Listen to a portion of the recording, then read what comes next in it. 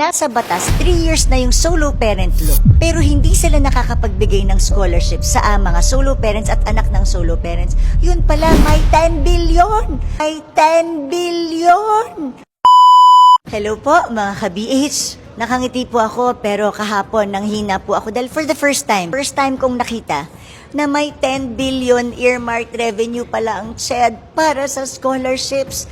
Ang sakit-sakit po ng loob ko dahil nasa batas 3 years na yung solo parent law.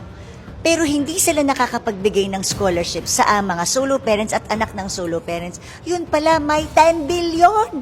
Ulitin ko, 10 billion na para sa TESS scholarship na nandoon sa earmark revenue. Yan po ang balanse as of December 2024. Pero as of to date, nasa 11 billion na po yan. Kasi po, dito po nanggagaling ang earmarked revenue galing sa CHED. Ibig sabihin, every time nagbabayad pala tayo ng travel tax natin, napupunta dapat sa scholarships.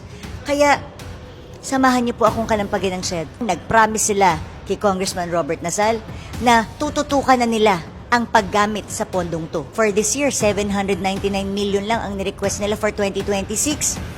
Naku naman, napakadami pong nangangailangan. Kaya samahan niyo po akong bantayan ng earmark revenue. Dapat kaya namin pinasang batas, gusto namin lahat ng bagong henerasyon graduate ng high school, makapasok ng kolehiyo. At ito dapat ang solusyon.